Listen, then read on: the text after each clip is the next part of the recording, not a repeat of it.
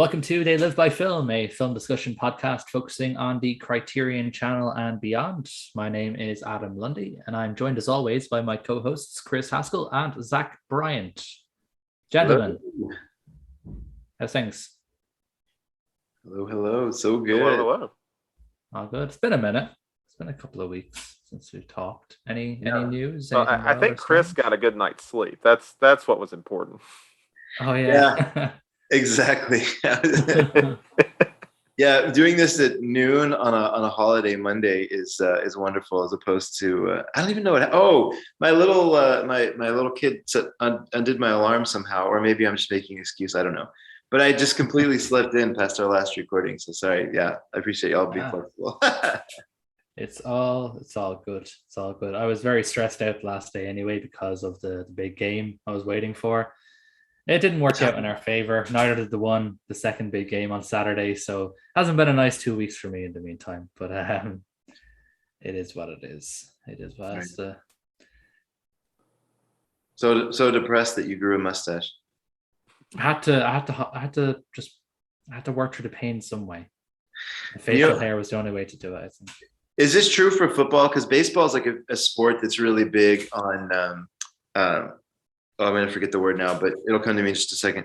Not tradition, but it's really big on, Anyways, so like if people are having a slump where they're not hitting the ball, they'll like change their socks, or they'll change their shirt, or they'll change something physical in order to try to like change their luck. And then if it works, they won't ever change that belt or shirt. No, only crazy Americans do that shit. It's only baseball. Like I don't hear that on their teams and all this nonsense. That doesn't happen outside of America. Okay. Sorry to tell you.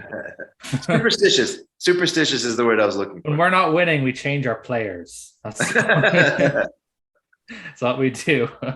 Baseball is just around that anyway. Because like you look at like the Boston Red Sox for years couldn't win the World Series, and they blamed Babe Ruth, and then the Cubs blamed that guy who called a foul ball because they couldn't win a World Series.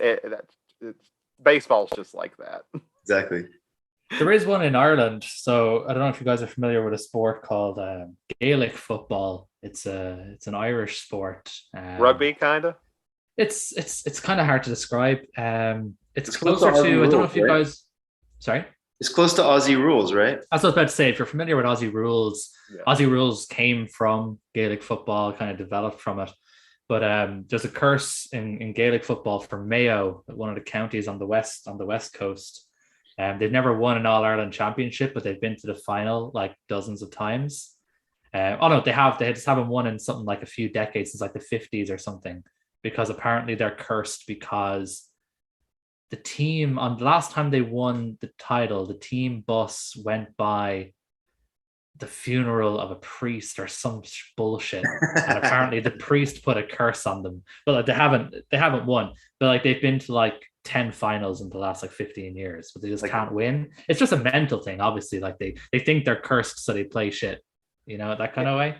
I think the closest we have it, like in the NFL, is just the Detroit Lions in general. I think they're just that's the only time, like, you know what, they might be cursed. No one can be that bad for that long. Team. Well, you say that, but the Detroit Lions are right there to prove that you can suck. They had Matthew Stafford and Megatron. Couldn't win more than 10 games. It's a team sport. Football's hard. It is a team sport. You're right, but when you have players that good and you still suck, then something else is wrong. Now it'd be a different story. Like I think the Bills lost 4 straight Super Bowls. 4 straight Super Bowls to the NFC East. Yeah. Like that's more of a curse than the Lions. I think the Lions are just a shit franchise. But the Bills losing 4. The Bills should have beat the Giants. They lost on a field goal. They should have won that one. That's the only one. And that was a really bad Giants team as well, as far as I remember. Like that Giants team were nothing special, if I remember reading. Yeah, they were just kind of the Redskins at the time, and the Cowboys just kind of beat each other up so bad the Giants got their way in. They need Well, the Bills and the Lions need C2 Bo to do a judo throw over the shoulder and correct their mind a little bit. Mindset. I was about to say, let's not alienate all the nerds who listen to us who probably don't know what sports are.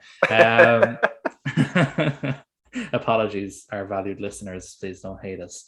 Well, look, the first film we're going to talk about today is a 2004 movie from Hong Kong. Yeah, it's in Cantonese. It's from Hong Kong. It's called Throwdown by a dude called Johnny To or Johnny Two. Johnny Two. I'll go with Johnny To. That sounds fine. It sounds better to me. It's about a young fighter and an aspiring singer. They reawaken a drunken gambler's desire to prove his skills in the judo ring. Pretty straightforward film in terms of like the very basic plot. A lot of stuff happens in it. It's a very dynamic film, different kind of styles coming to and fro throughout. Chris, I think you're probably a big fan of this film. Maybe more so. I don't know what Zach. I can't remember what Zach thought of it. It's been a couple of weeks, viewers, since we watched our listeners since we viewed this movie. So I'm trying to remember what everyone thought of it. But I assume, Chris, I think you said that this is like your perfect kind of film when you reviewed it originally. Is that right? Am I? Yeah, good memory. It is. So the world ranks this as 8,236, which I think has a lot to do with the distribution of Johnny To's films. He's made some amazing movies. I think he's going to be discovered over time in a big way. And I think this movie is going to be up there for him. It's quirky for sure, but I think it's a beautiful movie. So I think that's 8,000 is way too low for me. But yeah, I suppose it only came out in 2004, and Eureka only put it out last year. I think Criterion only put it out last year as well. So I agree. It's probably one of those films where it just hasn't been seen by a lot of people just yet. Yeah, I could imagine somebody. I was going to say Third Window, but I think that's mostly Japanese stuff. I could see somebody doing a box set of Johnny To's films. Well, Eureka have two of his films now, so they might be on the way there. Error 4444. You got your work made out for you here. Come on, Logan, Sam, listening, get him out. But yeah, I feel like he's going to be discovered in a big way at one point. Look, I want to hear Zach's opinion. I'll be quick with this, and there's a lot to dive into. There's a scene. There's two things to me that I want to like focus on for the sake of talking about this. One is there's a scene where, the whole plot idea to begin with is cool, just about these three people coming together and that have no business sort of being together, but all leaning on each other and helping each other out. I think you can have a lot of fun with that plot line. There's a scene where they're all sitting around a table individually talking with their past, who's caught up to them. And the camera pans around and it circles and they have all these conversations that are overlapping. And somehow he pulls it off to where, even though there's no break in the audio, just by the way the mic is spinning around with the camera, you pick up different pieces of the conversation as it goes. And like, that takes a very well choreographed, very well thought out sort of, master to pull that off in a way that it works at all. Maybe y'all will tell me it didn't work for you, but I love that scene. And then the other one is I have the same reaction to Everything Everywhere All at Once that I just saw. A film that can be like Throwdown, but bring in humor in ways that you're not expecting, to me is going to be a win every time. Like the really random humor and just kind of play with genre expectations a little bit is going to be a big win for me. So I'll stop there for now. But what about you, Zach? So this movie's been a little interesting for me. So I watched it, I guess nearly a month ago now. And when it ended, I was like, you know what? That was pretty good. I liked it. I didn't think a whole lot of it at the time. And as it's kind of went on, like a couple weeks afterwards, it was just, there was like these little moments that I would kind of, I guess, go back to, like in my mind, I would think about. And I think I have to give a lot of credit. Like, while it wasn't a movie I thought a lot of at the time, it has this weird emotional maturity to it that you really, I guess, wouldn't expect. Like, I don't know, it's so simple, but I like the scene that always stuck, and we'll get to it later, I'm sure. But the one scene that really stood out to me was the part where they have the money and they're picking it up from the street. I can't wish I could remember the characters' names now, but the couple is sitting there. The money's went everywhere in the street. Yeah. You got people like picking it up across the street, and they're for some reason it's like the score of that scene is just absolutely beautiful, and it's just a really weirdly powerful scene for me, and I'm not even really sure why. And I guess that's kind of the best explanation I have for Throwdown in general. That's the best scene in the film. What's that? That's the best scene in the film. The one where they're running and she's Yeah, running away yeah, and all the it money's really- flying out. Yeah, It's it just amazing. stood out to me so much, and I can't really explain why. Like, there's just something about it that just kind of just stayed with me, I guess. Yeah. But that's my general thoughts for now. I would definitely rewatch it because it was a lot different than I expected it to be, I think. Oh yeah, I'm the same. I was expecting like a straight up fight movie. So the fact that there was these other sort of plot dynamics thrown in was super interesting. It's definitely an interesting film. When I was watching it, there were sort of three aspects I picked up on. One that I read about, one that I sort of picked on pretty instantly, and then one I kind of realized, a good portion of the way through. So obviously I'd read that this film in some way was inspired by Akira Kurosawa. I think it was his first film. Sanshiro Sugata, yeah. Mm-hmm. Yeah, Sanshiro Sugata. I think, was that his first movie? I know it was definitely early. Okay, which is about I think you've seen that one. You've seen all of Kurosawa's, of course you have. I didn't know too much about it. I didn't see a ton of Kurosawa in this film, but then again, I'm maybe more used to mid-career Kurosawa in terms of like his samurai movies, High and Low, that kind of era. So perhaps, maybe it's something where I have to see Sanshiro Sugata to kind of get it, but I didn't see a ton there. What I noticed pretty early into the film, there was just one kind of filmmaker screaming at me when I was looking at this, and it was Martin Scorsese. I think this film has Scorsese written all over it. The bar is called After Hours, first off. So right. there's that. So that's pretty obvious. But I don't know, there's just something about the feel and that scene you mentioned earlier, Chris, with the camera sort of moving around and going to, it just reminded me of like Goodfellas or something like that. Yeah. So yeah, Martin Scorsese was hitting me over the head. And like, this dude loves Scorsese. And then I kind of realized later on that it's not really just like, it's definitely indebted to Scorsese, but it is also in a way kind of a love letter to Asian cinema in general, especially East Asian cinema, Hong Kong cinema in particular.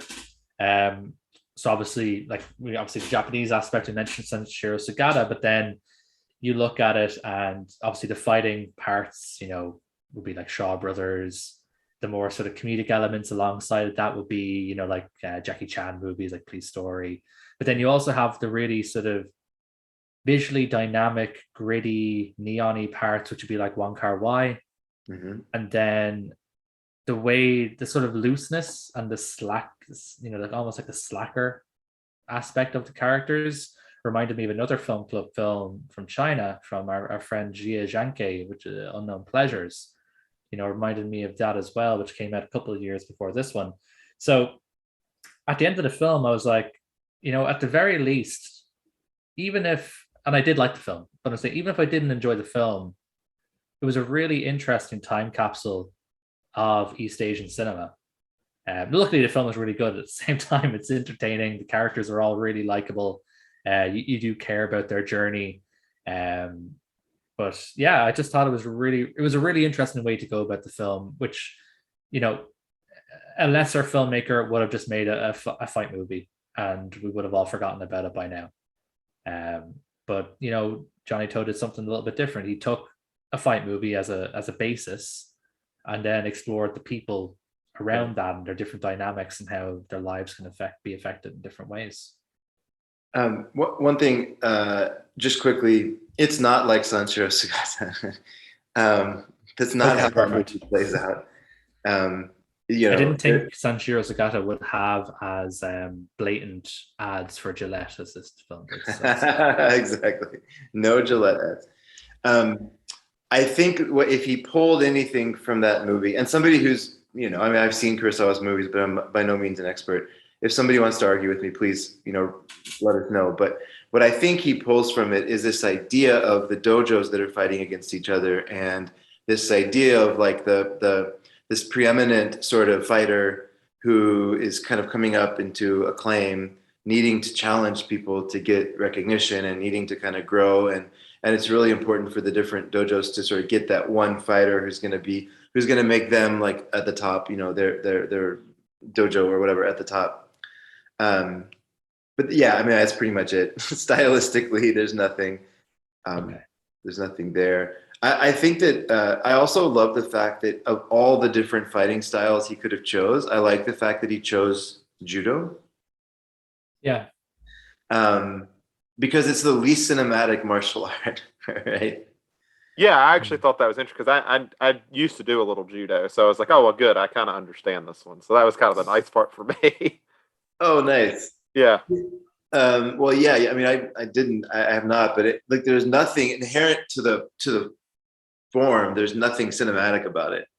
No, it's a very efficient fighting style. That's why like law enforcement and I think military still uses like parts of it, like different things. Like it's a very efficient fighting style, is what it's supposed to be. Or Yeah. what you're saying, the whole point is that you're supposed to throw them down. Correct it. Bingo. Isn't that pretty much it though? I'm not just making a joke as well. Isn't I that the mean, whole I point? guess Just you're doing it go for competition. grapple and Yeah, I throw mean, it down. it's about trying to stay on your feet and things like that. Because Okay. once you get down to ground fighting, I mean, Yeah. it gets rough. So, but we use something called like Gracie when we did law enforcement. So Gracie judo. But yeah. Anyway, yeah, that's I guess that's the idea. Just whoever goes down first. Interesting. And there's just something that is I think Edwards, right? Who did Scott Pilgrim? No, Edgar Wright. Edgar Wright. Sorry. You're thinking of the guy who did the Raid movies. No, Edgar Wright. Sorry, I just brain freeze. Edgar Wright. There's something that he does well that I think that Johnny To does well here as well. If you have a non-cinematic art form, there's ways you can make each individual sort of like hook and grab. If you zoom in on it and do crazy camera tricks and have the music swell, and there's ways you can make it cinematic if you understand the key parts, like what's important, and you use cinematic trickery to like make it exciting. And I think that that's one thing he does well here is he like elevates this into something that's fun to watch. In Sanshiro Sagata, it's not that. It's not necessarily fun to watch. It's more about the journey of this young fighter. It's actually really closely. I would put Sanshiro Sagata much closer to Rocky. The second Sugata, there's two of them. The second one, there's a fight against an American, and it plays, or maybe a British. Sorry, it's been a while since I've seen it, but it plays almost exactly like Rocky IV against the Russian. Like it's almost like the person from Rocky IV was like watching it, and, like taking notes.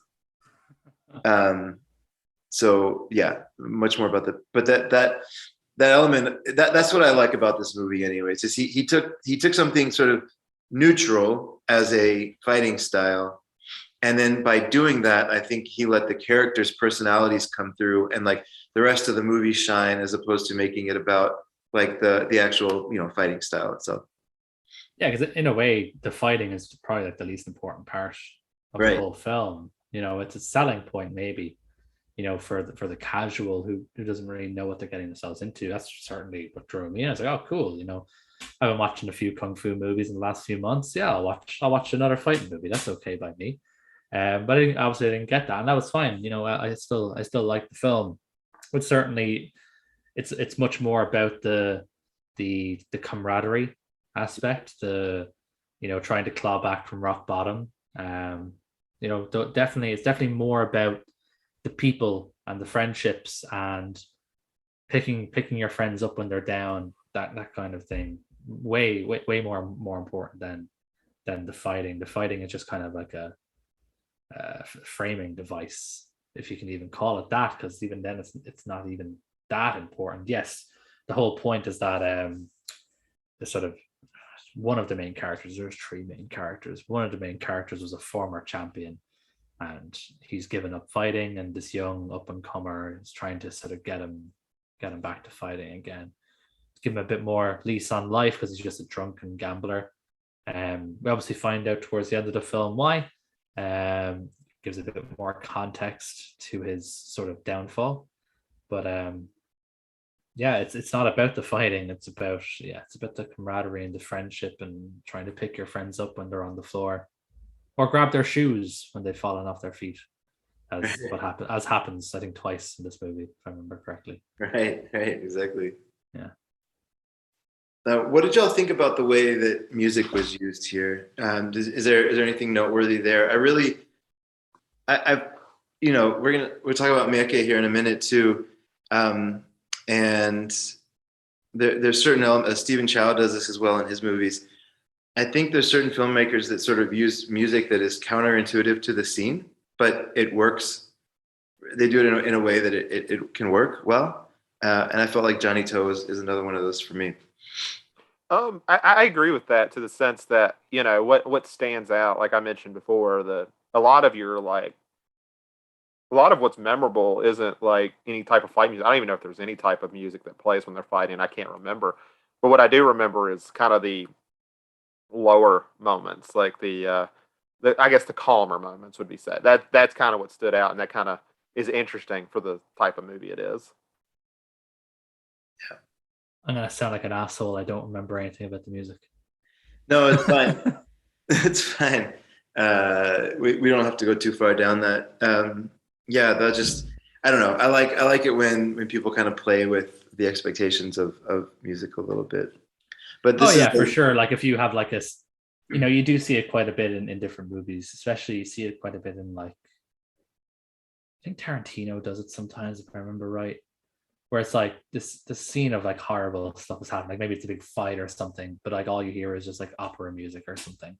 Yeah, exactly. Exactly. Yeah.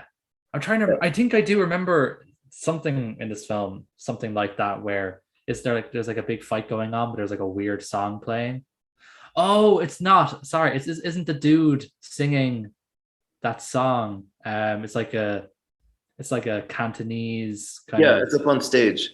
Yes, I do. I remember exactly the part now that we're talking about.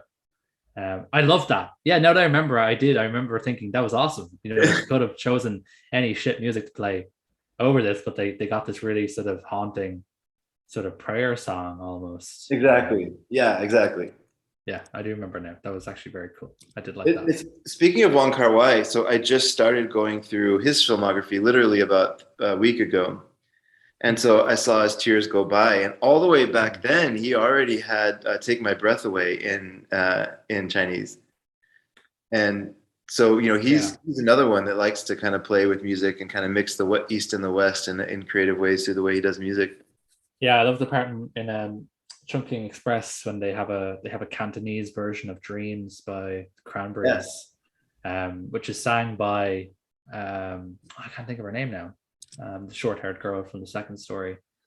That actress, nice. She sings that as well. Wong Kar-wai, he works music so well. Obviously, some people will say California Dreaming is like overused in Chungking Express. Also, it's used to the point of meme, but yeah, I think he uses music incredibly well in those films. I especially think of that one particular piece of music that plays repeatedly in the Mood for Love, and it's just so iconic. Just the strings. He uses music incredibly. I love that as well. When directors play with that sort of notion of music in film, because anyone can just play, any old nonsense. Like I don't want to pick on him, but like Wes Anderson or something. Like it's always very obvious what kind of music Wes Anderson's going to play in his movies. It's not surprising.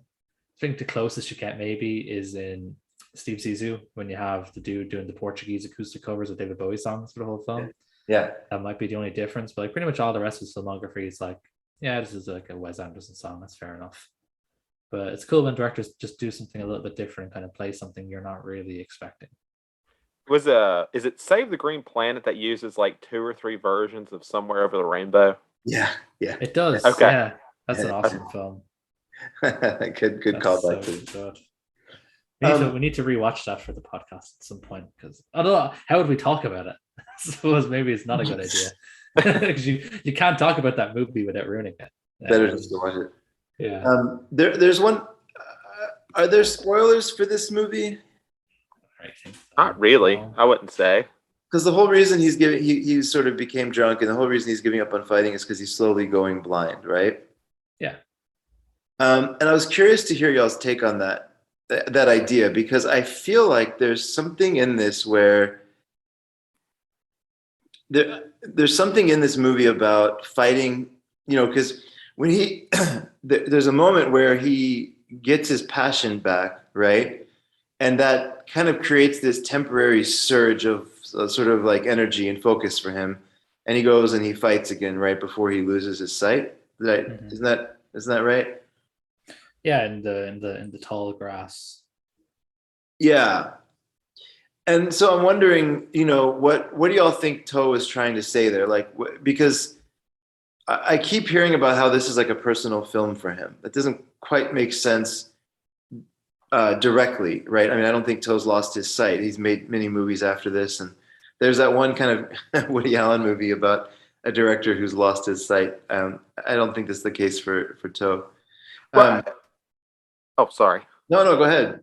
No, I was just gonna say. I mean, kind of what I guess I would get from that is just like it's about, you know, I won't say on sports much since we just talked about it, but it kind of relates to what we're talking about.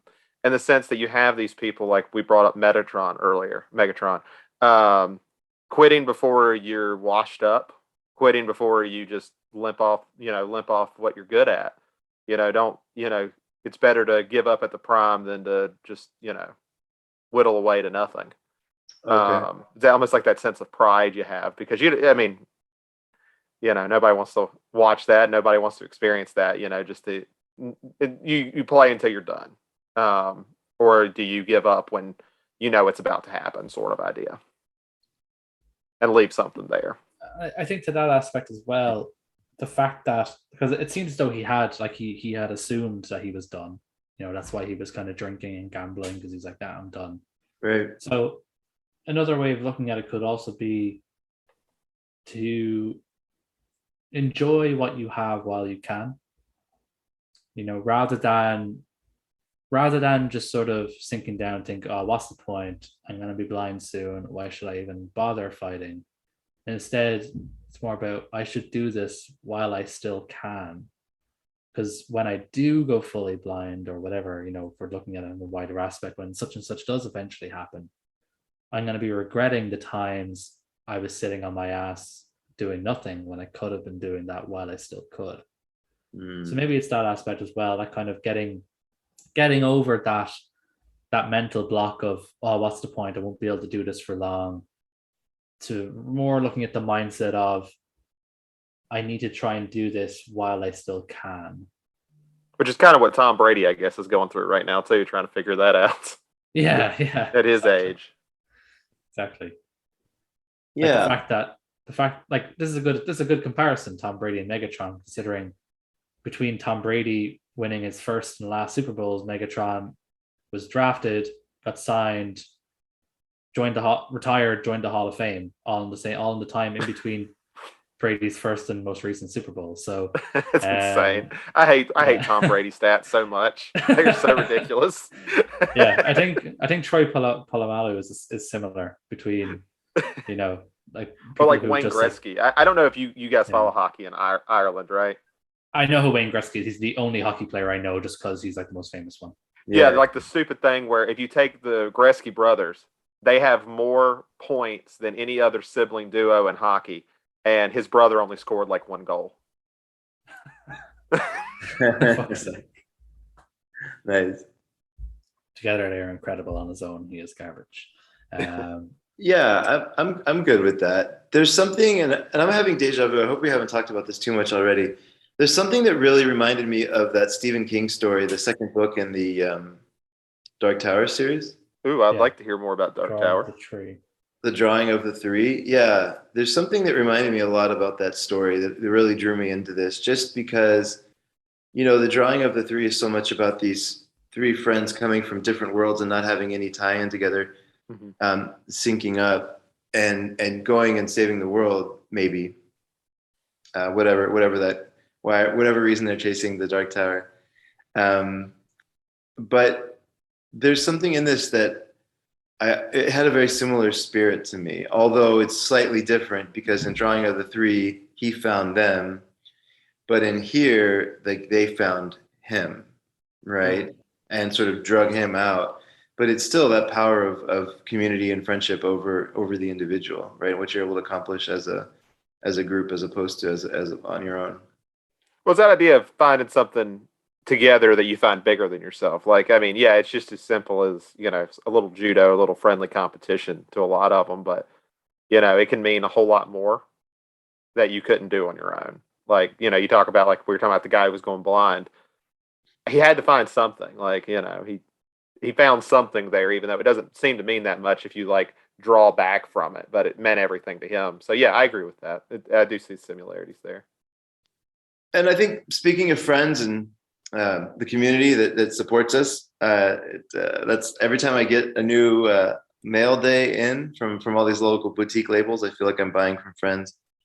And so let's do collection corner here. We've got the two that I'm probably most excited about. So finally got the new Cauldron films in.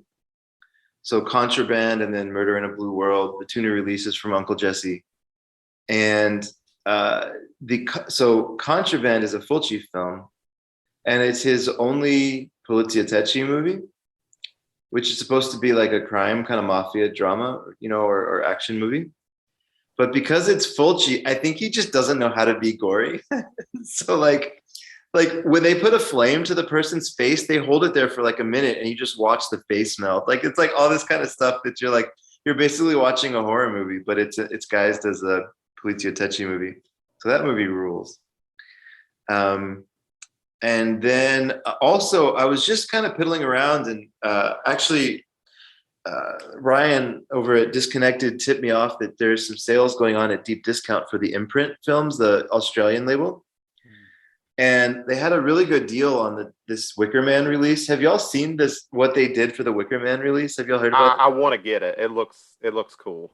Like, we always talk about definitive releases. Like, this is a definitive release of that movie. Like, they have like 3 or 4 different cuts. They've got incredible amount of special features. They have, it's crazy. So got that. And then the original Scarface, they had a good deal on the original Paul Mooney Scarface. And then I finally got the Across 110th Street updated to Blu-ray. So those are 2 recent ones. And we just had the Vinegar Syndrome sale, so I'll wait till I get that stuff in to talk about it. But I definitely participated. I didn't go crazy, but I definitely participated. Yeah, I may be getting that Wicker Man set soon because I've been wanting it and it looks really nice. So I'm glad to hear it is a good set. It's crazy. It's so much stuff. So much. They went all out for that. What about you, Zach? The only thing I've kind of gotten recently, which I was on the Vinegar Syndrome sale, so I stayed up and hated my life a little bit, just to get one thing. And I got, not even gonna try to say it, it's a Russian film, or Soviet, I guess it was Soviet at the time, called The Sword and the Dragon, because that sold quick. It's through Deaf Crocodile. Deaf Crocodile, yes. That yes, film looks awesome. The cover art looks so cool. Ilya Tormets. And it before the sale started, it had 350 copies left, and it sold out in 10 minutes. I was able to get a copy, but yeah, that went quick. And I already had Thriller pre-ordered, so I'll be getting that. I'm not as lucky as Chris and has gets their stuff first because I'm not a subscribed member. But so those will be in hopefully within the next couple months. That's kind of my hope when it comes to Vinegar Syndrome after sales, within 2 months. But something I've actually got is, and Adam, I think you said you had it too, which is the complete Twin Peaks Z to A set. Yeah. Which is both a set I love and a set I really hate. It's a fucking pain in the ass. Like, I have not, like, there's some cool, like, there's so much stuff in a vacuum that's really cool. But then they do these, like, really weird ideas. Like, I love the box. I think the box is really well made. Then you open it up, and it's so, it's not weighted very well. Like, one side has everything, and then one side has nothing. So you open it up, and then the cases aren't labeled. So when I'm sitting there trying to, like, watch episodes, find an episode, I have to unfold these things and start pulling out discs out of these sleeves just to figure out which one's which. But it's got, cases, I mean, to its credit, it's got I think it's got every special feature that's ever been on a release. It's got everything. 2 episodes in 4K. It has both versions of the pilot. It has the missing pieces from the movie. As far as definitive sets go, it's probably the best they're ever going to do. But yeah, it's a frustrating set. It looks great, but it's a frustrating set altogether. Yeah, it has literally everything. Anything that's ever been officially released about Twin Peaks, it's in there. That's like, they call it C to A for a reason. It literally has everything. The box set, I fucking hate it because my little sleeve thing that all the things were in was not put in correctly, so I couldn't get the discs out. So I had to rip it off, and then my box is torn to shit. And I bought it from Zavi on sale, and they had no more copies of it left. So all they did was they said they'd refund me half. And I couldn't even find out who the manufacturer was. It's worth the price. I mean, I can't remember how much I paid for it. But I was like, just to have everything is nice. But man, I wish they had just put a little bit more work into the box. Yeah, the box is so frustrating. But look, it's like I said, like it's for any Twin Peaks fan, it's a must-have because it's literally everything's ever been put out about Twin Peaks officially is in there. So yeah, it's great for that, but the set itself the box is very fucking frustrating. Which me and my girlfriend are slowly going through Twin Peaks now, and it pretty much just ends with her every episode being like, "What the fuck." Wait till you get to the return. So like me was like super chill with like the first 2 seasons, and then the movie she was like, "This is really rough," and I was like, "Oh yeah, so don't worry." And we watched the return, and I won't spoil that because I know you haven't seen the return yet, so I won't spoil anything. But there's a particular episode in the return. It's like a turning point episode, and we didn't. My guess is it's episode 8 because that's the one they chose for the 4K. So yeah, episode 8. It's episode 8. And we watched it like at least like 1 or 2 episodes every night for a solid couple of weeks getting through.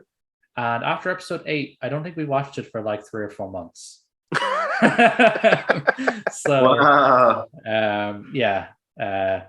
That's nothing to do with quality. Episode 8 is fucking awesome. It's one of the greatest hours of television ever made.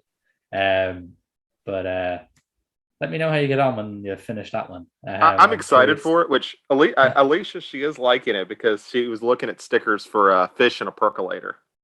Oh yeah, that's great. That's a great thing. One thing I will say, as someone who has seen The Return 2 or 3 times, to someone who's never seen The Return, do not expect normal Twin Peaks. If you expect normal Twin Peaks, you will be frustrated. Just expect Lynch. Okay, I can go do with that. You just have to go with it because it's honestly it's really not like the first 2 seasons, like at all. It's so different, in terms of like the style and the atmosphere and everything like that. It's if you go in expecting it'd be back to cool Twin Peaks, you're going to be like super disappointed or very frustrated. If you just enjoy the ride, then you'll like it, and you'll like it even better the second time because then your expectations will be adjusted. Because that's what it took for me. I was quite frustrated watching it every week. I did tell my girlfriend because she asked me, she's like, "Is this ever going to be solved?" She's like, "Will you find out who killed Laura Palmer?" I was like, "Yes, you will get that answer. I will not guarantee anything else." That's true. And you only sort of get that. No, it's pretty. I suppose it's kind of definitive. About as definitive as it was going to be for Lynch, because I think, from my understanding, he didn't want an answer at all. So take what you can get. There's so many different stories about that. About Frank Silva and stuff. There's so many different stories about how he became involved as Bob. Some say it was a pure accident. Others say Lynch wanted him, but he didn't know how big of a role he wanted him. There's so many different stories about, and I don't want to talk too much about it because I don't think you've even seen it at all, Chris. From what I remember, it's not like if we spoiled anything, it'll make sense even with context. I know, but still, and I don't know how far you are. I suppose you've seen the first 2, so I can't ruin anything on you. I was going through that top 1,000 movies or whatever, and I stopped doing it this way because I was just. Anyways, I didn't like the order that I was going through, but because of that, I wound up seeing Fire Walk with Me without seeing anything else, which was an interesting. That's an interesting experience. Just ruined the whole fucking. Yeah, I wonder, did you like it? Did you like it at all? No, I wouldn't say I did. I can I get couldn't that. imagine you'd like it. No, I get that. That tracks. Once you watch Twin Peaks, it's like one of the best films ever. If that's any help.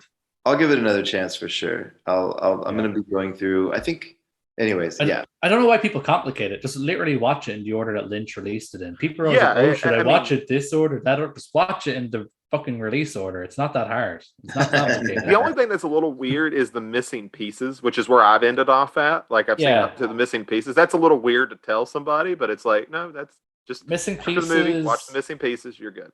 You would have never needed the missing pieces until The Return came out. So I'm glad I'm going to have more context because I've already seen it. Yeah, there's some stuff that sort of gets that kind of gets sort of referenced and re-brought in. The Return that was only in the missing pieces. It didn't make it into the final cut. So yeah, the missing pieces are worth it for that. Up until The Return came out, nobody needed to really watch it. But before we get way too far on a Twin Peaks thing, Adam, what have you got? Oh yeah, my friend's Eureka delivered me something last week. I pre-ordered it a couple of months ago, and it is this beautiful release of Carl Theodor Dreyer's Vampire.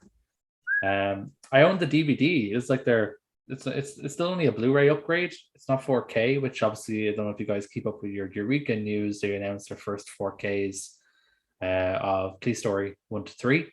That's Eureka's announcement for this month. And they're getting into the 4K market with Police Story. But yeah, this Vampire set, like that artwork is so fucking cool. I like that better than the Criterion one. I might get that. Yeah, I don't actually overly like the Criterion one. I just think it's a bit too I don't know, just a bit too basic, a bit too gothy. I don't know. Reminds me of like a Marilyn Manson album cover or something. Actually, I can see that. This one's pretty. I think this one's cooler. I remember Him. Remember that band Him? Is that? I don't know if I'm. That reminds me of him. Anyway, I think he's also Scandinavian, so that kind of makes sense. But yeah, Vampire. It's a 2K scan. It's not quite 4K. I just don't think they have the materials needed to do a 4K scan. But I've seen the film before. It's a really interesting film. I don't know if you guys have seen it. It's like an early kind of vampire movie, but there's a lot of like it's drier, so there's a lot of really super interesting, really dynamic filmmaking here. I think it came out in 1932. So it's like a year after M, where films started to get a little bit, European films especially started to get a little bit kind of try and be a little bit kookier. Yeah, it's an interesting film. I'm not gonna sit here and say it's like one of my favorite films, but it's definitely worth watching, especially as like a horror fan, because there's just lots of really cool little bits in here that you see it and you think, it's been sort of redone or referenced sort of down the line. It's a very important film. It's a nice thick box too. Yeah, that's because Eureka are good for those. There's a particular company that begins with C, and I don't like their boxes for these kind of stuff. It's a bit too flimsy. But yeah, Eureka do nice thick. I don't know what they call them, oak cards or something like that. I think they call it. But yeah, like I think buying their limited releases are definitely worth it, purely for the nice case. I have a couple of them now. I have the Johnny Guitar one, which is beautiful. I have the Kwaidan one, which is great as well. This one comes with a book, so you guys see it comes with a nice sort of booklet as well, a hard sort of booklet. So I think the Criterion comes with the screenplay or something. It does, yeah. Okay. You're right. I don't know if it still does. I know it definitely did when it was in its dual format, the same way that Picnic Hanging Rock comes with the book as well. But I don't know if it still does. Google. I don't think they went past. I don't think they did a Blu-ray only of Vampire for Criterion. I think it's only dual format. But and DVD. Let me see. This one has you might be interested in this, Zach. This one has 2 audio commentaries. So one is by a dude called Tony Raines. I don't know, you guys have probably come across him at some point. Expert on Asian cinema. Yeah, exactly. The other commentary is by one Guillermo del Toro. Oh, look at that! That'll be worth bringing up in a couple weeks. Yeah. So I actually haven't even looked at special features. Has I don't know if you guys are familiar with Kim Newman. He's a horror historian. He's a British guy. Very, very distinctive look with his long hair and beard and glasses. If you own much horror films that have special features, you probably would recognize him to see him. But he has an interview about this film on as well. It actually gives quite a lot of special features. It tells me how much of a fucking sucker I am for a nice cover that I didn't even look what special features were on the film. The cover is nice. I like the film, and it's nice to upgrade a DVD, so I bought it. But actually, it's some really nice special features as well.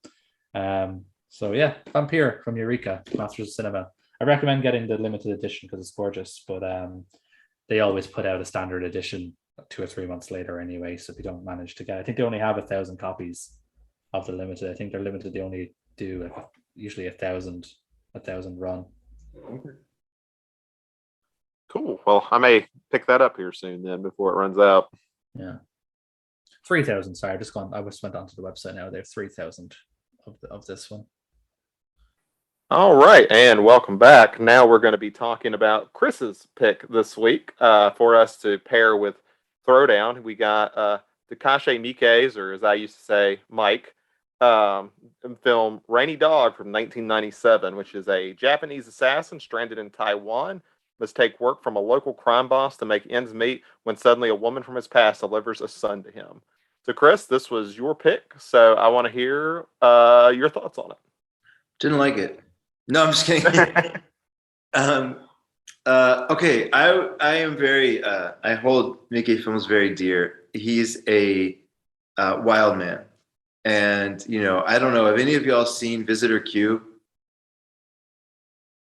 I have. I've seen it. Okay, so yeah, any movie that can combine a family drama with lactation scenes and a weird little ET like alien. He just can go really far out there with his stuff, right? And obviously, Ichi the Killer is famous for being very, very bloody, and Audition's famous for being very creepy, and all these things.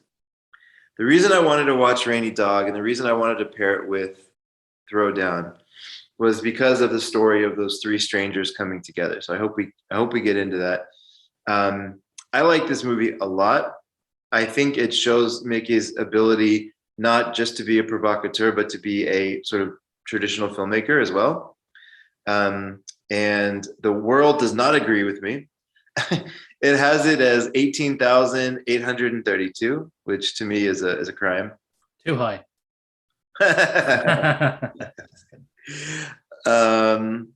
Yeah. Look, Miike is a DIY filmmaker. I don't know how he gets his films financed, but if you go through all 111 of his credits, there's not one producer. There's probably 111 different producers, right? So he's very DIY. He's gritty. He loves to shoot things very almost like handheld. And I think once you get past the format and the style of his filmmaking, I think he tells some really interesting stories, and this is one I love. So there's the vote for Rainy Dog. Let's hear some other voices in the room.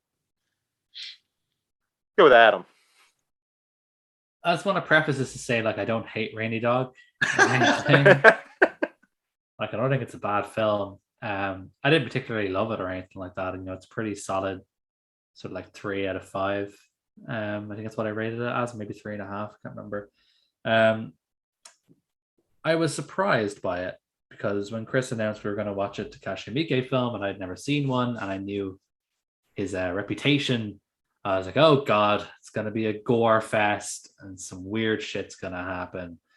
So I was actually pleasantly surprised, watching the film. I was like, oh, okay, this guy is actually a good filmmaker, and he clearly has, a good cinematic eye. It's just pretty cool. It's a nice surprise. Yeah.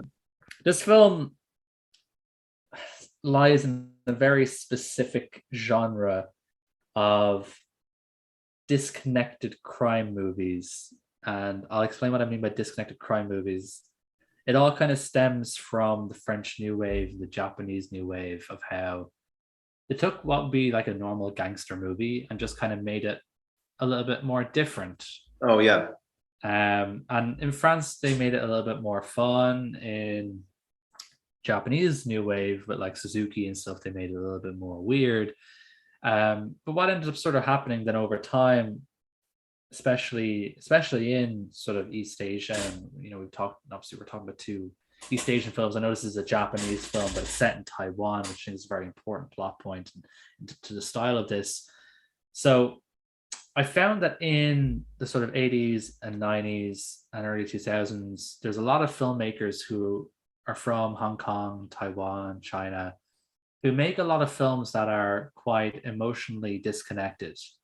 They have action, they have plot, but it's like the director's filming them from behind a mirror or something like that. It's kind of hard to describe.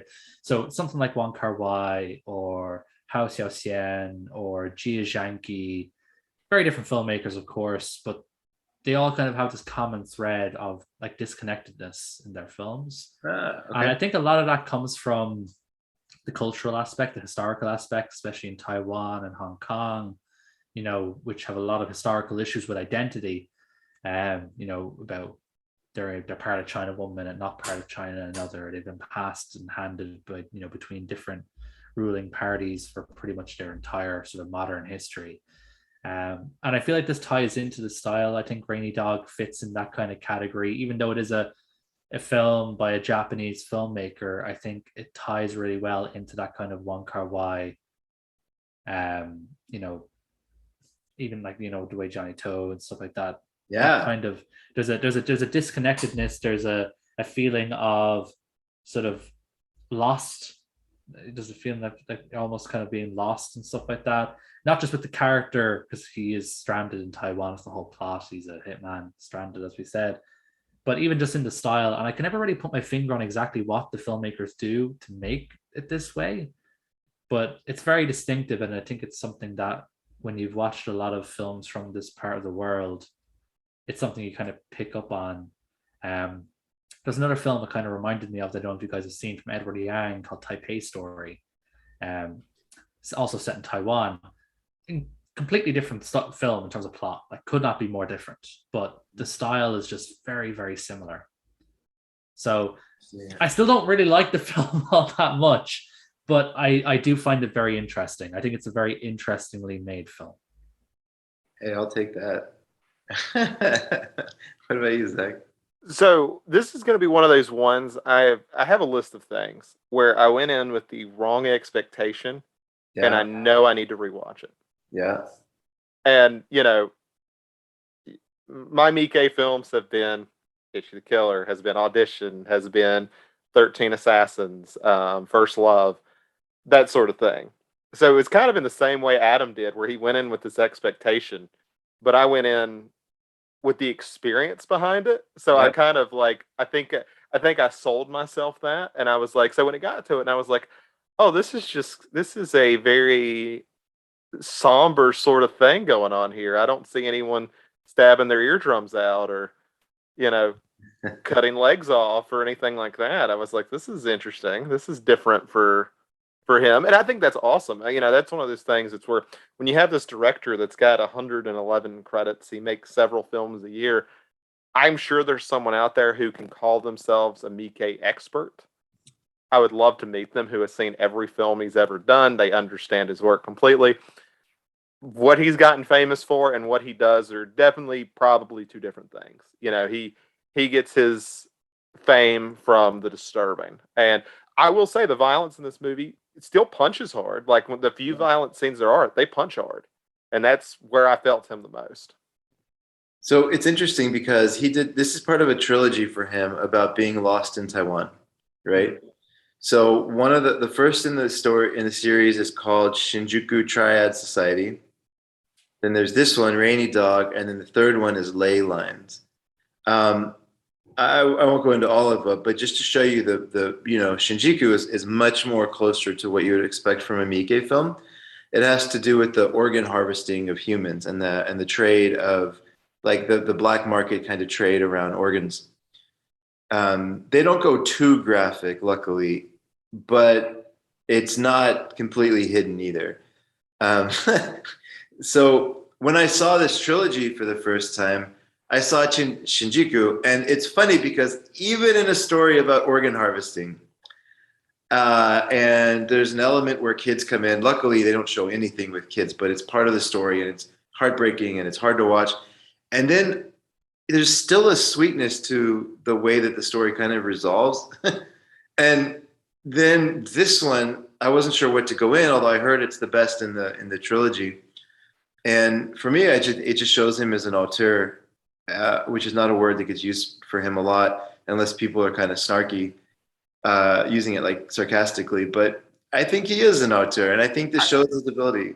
Yeah, I think Mika, even what I expect from him. I mean, you look at something like Audition; it's hard to watch. Audition is awesome; it's a great film. Yeah. But he, Itchy the Killer. I think it's a really good film. I don't think it's aged the best when I sat and rewatched a few years ago. Some of the CGI is a little rough, but he's inventive, and no one can ever take that away from him. He is a very inventive guy. Yeah. Did y'all pick up on why I chose this movie to accompany Throwdown? They're both boring. No, no, I'm joking. Savage. It's just what I picked up on is kind of what I said before. They're both films that should be about crime and fighting and stuff, but they're not really about that. They're more about the personal connectedness to those around them. Rainy Dog is a little bit different because it has this sort of weird father-son story that doesn't really actually develop a whole lot until like towards the end of the movie, about how he has this son he didn't know about who he leaves sleep in an alley with a dog while he has sex with prostitutes. But great father-son activity. Yeah. That's again, it just kind of goes back to I feel like they are similar enough stylistically. That was why I had guessed anyway. You can tell me I'm something different now, and I might find it interesting. But I found them stylistically not too dissimilar in terms of portraying what would typically be an action movie as something maybe slightly more melancholic or disconnected. Yeah. I love it. Zach, any guesses before I? I would say that's what Adam says. Pretty similar. I will add, just as kind of an aside, that it's interesting that Throwdown ended up being the happier of the two by the end of it. Like I was like, I don't know. I was just like, oh, well, this is kind of a downer. So it's kind of interesting. So one of the things I love about Miike, and I love about people like him in general, is they're not afraid to show broken people, right? And I hope that if there's a son who gets dropped off at a father's house, that son doesn't have to go through what the boy in Rainy Dog went through. Of course, like if you think about that in terms of like real life, that's extremely traumatic. But in the context of Rainy Dog and in the context of Toe, I think they both show broken people that come together in a way that is probably not expected and they didn't even want in the beginning.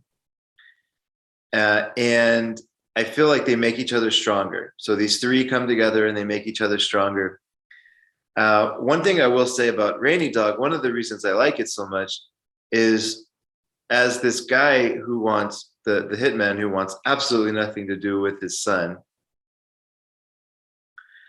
And as he comes together and starts to figure out what that relationship is going to look like, and the woman that he's sleeping with wants to get out of her life of prostitution and sort of start a new life with him. I find the movie, like in a weird way, very optimistic, in that they're able to get past their broken selves and their broken past and try to kind of form this new life together, despite they're not going to do it the perfect way because because humans aren't perfect, right? Like the way that humans are portrayed and the way that humans learn lessons in a lot of Hollywood movies is not how most things really happen, right? So they also don't happen as far as extreme as Rainy Dog, but I like when people explore that side of things. And so, yeah. You guys might remember. So did Pickpocket have a very similar dynamic? Is that the one I'm remembering about the main character and the prostitute? Xiao Wu. Yeah. Um, Or am I thinking of a different one? We've watched so many movies for this. no, I'm starting to forget now. yeah, Zhao Wu, the prostitute, and that was definitely more so in it for herself. Okay, it's been a while now, so I'm sitting here. I was like, I Yeah, knew there was a dynamic there, but I couldn't remember it. yeah, they certainly do. They have a kind of a friendship, but she's also happy just kind of leaving him if a better deal comes along. Which I think, Gotcha. if I Okay. remember correctly, what ends up happening in Zhao Wu. I can't remember for sure. It's been so long since we watched it, but Yeah, I don't yeah, think they different. end up here. No, they don't. I think she runs off with someone else. Pretty sure.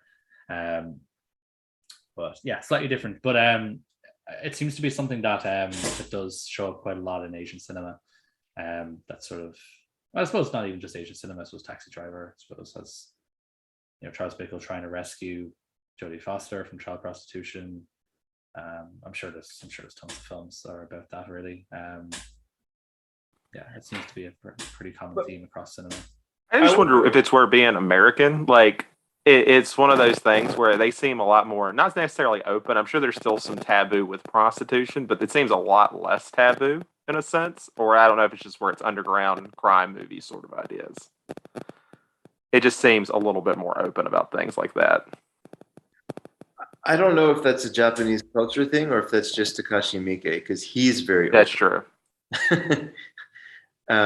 he's very open with that stuff, for sure. But yeah, I wanted to, I just, it's very simple for me. I thought I saw the three random people getting together and trying to make their lives better. And I thought of Rainy Dog.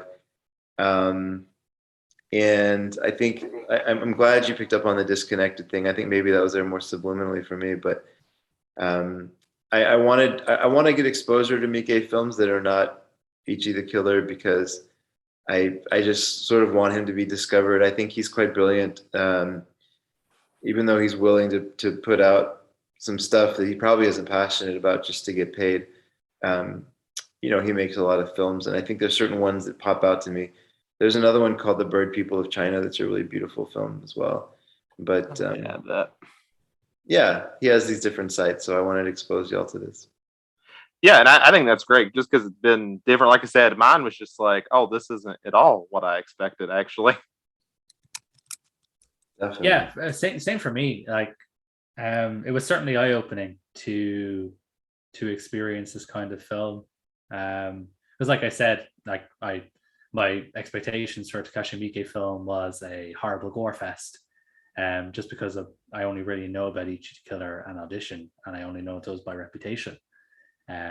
So it was certainly interesting, and I think he's someone I probably would happily explore more from now that I kind of know he's not a one-trick pony, because I just assumed he was just the guy who made Japanese gory movies. You know, that was my assumption, because I didn't know about his massive filmography until you guys mentioned it earlier, when we started recording. I didn't even know that. So yeah, he's someone I'm more open to watching more films from, perhaps. If you're ever in a mood to just watch something kind of like, I don't even know how to say it, just kind of badass, 13 Assassins is just good. Whew. It's good. I remember I listened to the episode of your old podcast with that one, Zach. That's I heard about that one. It's a fun movie, and as far as like, it's not as gory as a lot of his other stuff. Like, it's very action packed. It's very good action, but it has that build up you want. It doesn't. It isn't in a rush to get to the high action scenes. It lets it build up. So I think it's a samurai film, isn't it? It's a samurai movie. Cool. That sounds good to me. And then he has a really kind of like dark, you know, obviously dark comedy because it's him. But he has a comedy kind of action series called Dead or Alive, which is really funny. It's almost I've heard that's actually pretty good. Yeah, they're great. But one thing I did want to note about Rainy Dog is it's got this weird, and I think it's only because it rained the entire movie. Was that Seven feel to it, like that gritty Seven feel? Yeah, because it just rained so much, and then the end, of course, hits pretty hard. I do think it builds that up pretty well. It has that line, well, tomorrow it won't be raining or something like that. I'm trying to remember. It's been weeks now, and I'm sitting here trying to remember what the line was, but I really liked it at the very end. Oh, I can definitely tell Tarantino was influenced a little bit by that ending, and I don't want to give it away, but there was a line in there that I was like, he pretty much repurposes that line in Kill Bill. Yeah. So I thought I got Tarantino vibes from the film in general, just like, just I suppose just with the violence aspect, maybe. I think that, when there is violence, like with the gun shooting and stuff, and the guys wearing the black suits and stuff, I definitely got a few Tarantino vibes. I wouldn't be surprised if he was a fan of this film. The other, I don't know if you guys caught these kind of vibes. I kind of got King of New York vibes as well from some of the shooting scenes, particularly. Yeah. The way to sort of, the sort of high intensity of the sort of gunfights that do happen when they do. Almost like sloppy, kind of. Yeah, it just kind of gave me King of New York vibes a little bit. I can totally see that. There's a weird comparison I think you can make with Ferreira and Miike. Like, they're very talented individuals who can take filmmaking extremely seriously. They understand cinematic language, but at the same time, they like their violence and they will indulge a lot in it. Any chance they get, they're going to take the moment to indulge in it, which, I think that's interesting. Yeah, I mean, I think that's there's this idea that Verhoeven talks about as well when he shows violence of using it to prove a point, right? So I never know, like with Ferreira and Miike, I don't know if they're more in the Verhoeven camp of like, I'm going to show you violence because there's a greater point behind this, or if they're in the camp of just basically wanting to show some cool shit and some Tarantino, basically. Hey, this is kind of cool. Yeah, Tarantino, exactly. I don't know. I think Miike is probably more on the Tarantino side of things. I think for him, it would just depend on the movie. Like, it's hard to say. Like, I could go one to the other, just depending on which scene it is, which in the movie. And I guess that can feel a little convoluted for him. But yeah, there are certain movies I could make the argument either way. Yeah. Like, I feel like Itchy's one is I've seen that movie 4 or 5 times. Nice. And I think there's a point. I just never have quite figure out what the point is, but I keep watching it, so it's got to be something there. I just keep waiting for the shoes to come out with razor blades in them, but they're slow to market. or was it ice skates? What is it? What do the shoes have that slice so hard? Yeah, it's that. Yeah. Ice skates. Anyways, I keep waiting for that. That'd be a fun shoe to have. Just kidding.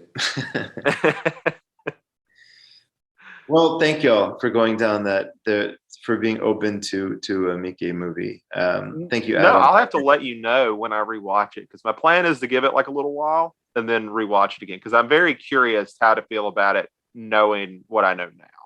Yeah, good. I think it would rewatch well. I probably won't rewatch it. That's fine. I got what I needed. From that film. I'm just joking. Who knows? Do you want to, before we go into the last segment then, Zach, do you want to announce for the peoples what we're going to be talking about next episode? Well, next proper episode? All right. So I can't really give up what the connection is without feeling a little spoilery, but I take my word for it. There is a connection here. So the movies we will be watching is our film club voted on Guillermo del Toro's Cronos, which was actually in my nomination. So this kind of works out. And then my pick to pair with that is Gore Verbinski's 2016 film, A Cure for Wellness. So I'm going to make Adam watch a really long movie. You fucking asshole. And I cannot even guarantee. I don't even know. Like, it's one of those movies that's very divisive. So I could definitely see you both coming back saying you didn't like it. So I'm very curious. So next episode is going to be fun because Cronos wasn't very good either. So yeah, get the boxing gloves on. Here we go. Next episode is going to be super fun. We'll close off then with what we usually do with any other business. So just to talk about something we've seen recently that we just want to give a shout out to.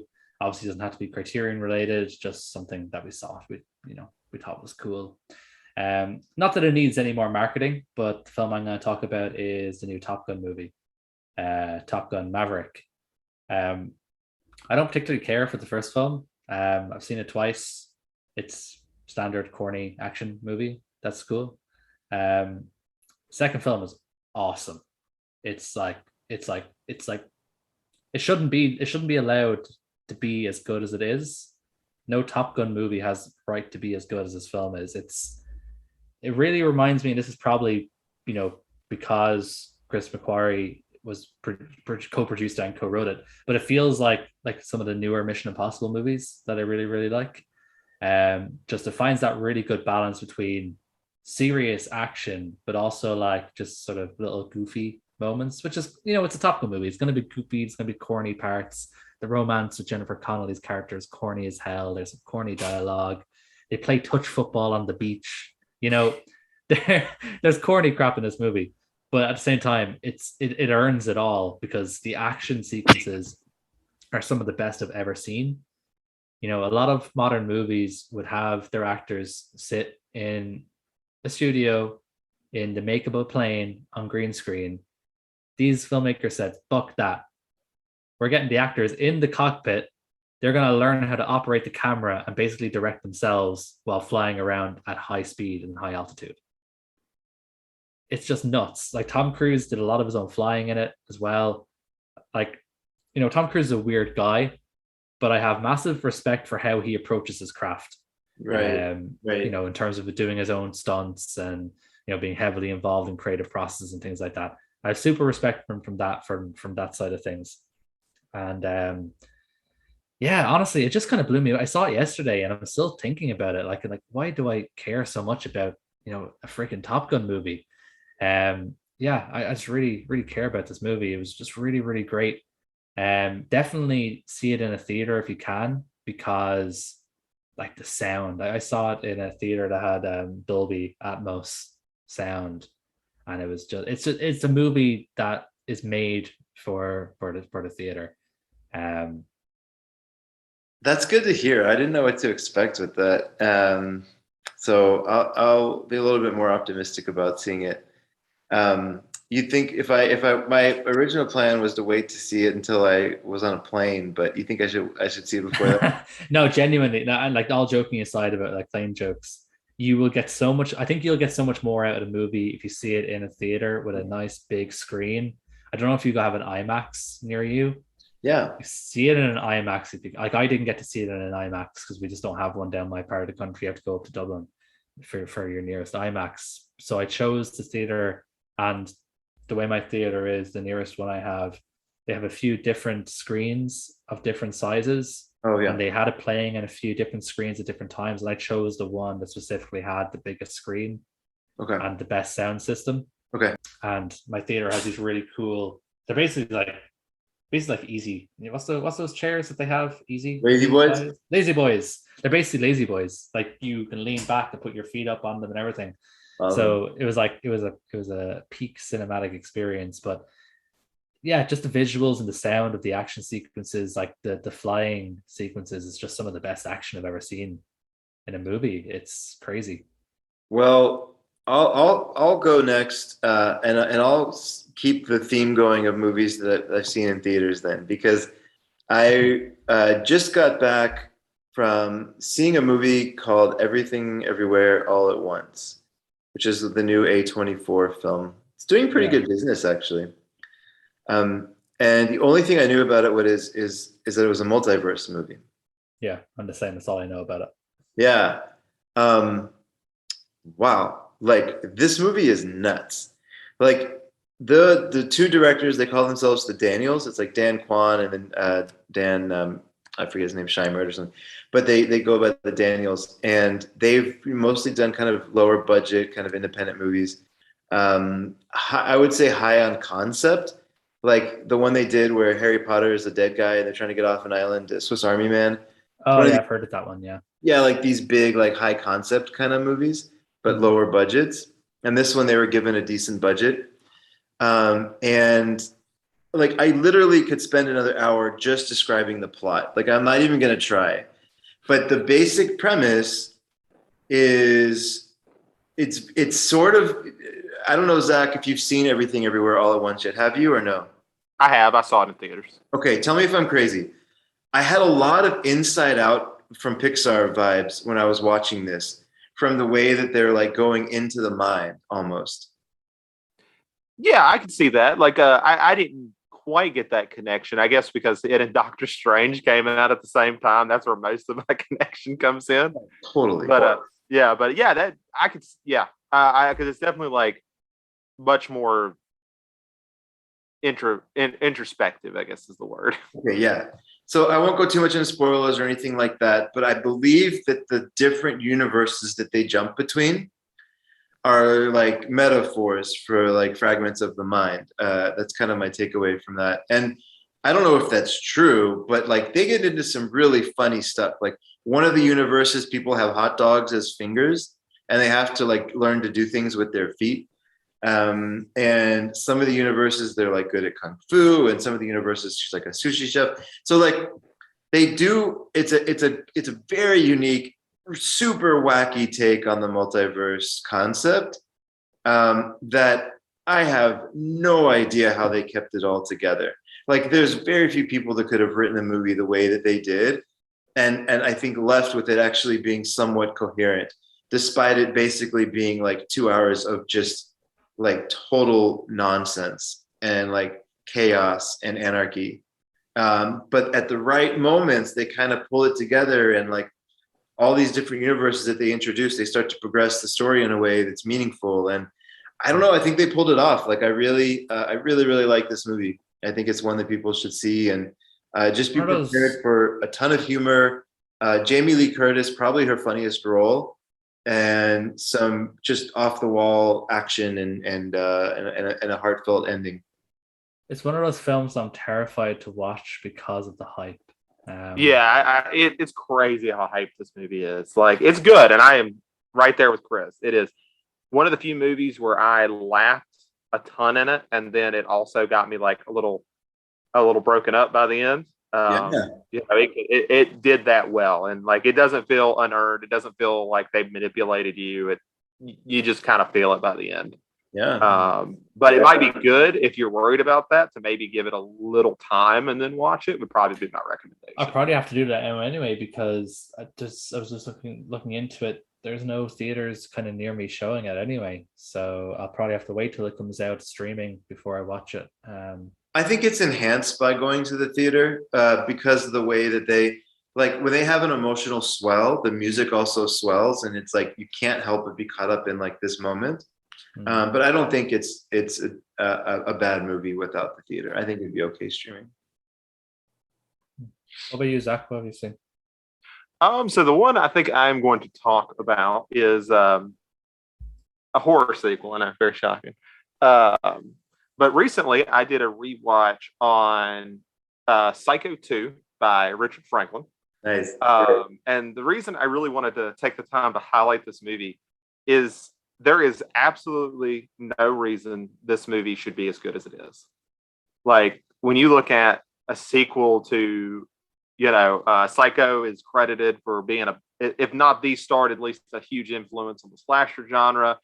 It's made by Alfred Hitchcock. It's, one of those very classy type of horror films that you see a lot. This came out 22 years later, and it really, really has no business being good. It feels like a cash grab because the author who wrote Psycho had wrote a sequel the year before, and basically Universal was offended by how he wrote the whole making a movie thing. It ends up being a satire, basically, with a big middle finger to Hollywood. Universal didn't like that. They commissioned a sequel, and the sequel's really good. Like, Anthony Perkins returns, and the whole thing becomes this sort of character study. Like, when you think of how are you supposed to do a sequel to Psycho, it's this idea that Norman Bates is getting out of the asylum 22 years later, and he's trying to put his life back together. And that feels almost insane in the sense that you're watching a guy and feeling bad for a guy who killed 7 people. And, you have the woman who was in Psycho, I can't think of her name right now, the sister, she's back into it, and her whole objective is to try to get him back in the asylum because she believes he's dangerous. And it's this weird dichotomy of you feel bad for Norman, but you understand why she's as upset as she is, and like why she needs this to be changed, why he doesn't deserve to be out. And you're going back and forth on that. And it's a really good script. Like Tom Holland, we talked about Child's Play a few minutes ago. He was the writer. Just a cool movie that should not have any business being good, and it ends up being. I won't sit there and say it's better than Psycho yet, but it's pretty close for me. Like I would watch them easily. I've only seen the first, never seen any of the sequels, but I gotta say, hats off to Tom Holland. You know, not only did he write Psycho 2, but then he went on to play Spider-Man. That's just good for him. Absolutely awesome. I want to know his skincare routine because he looks.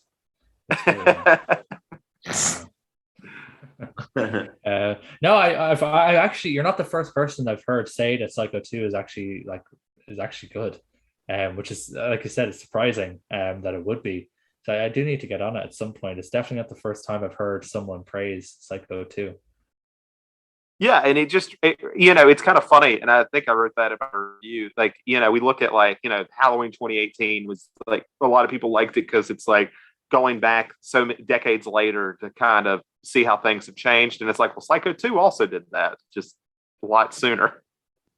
It's going in and exploring those characters years later after the events.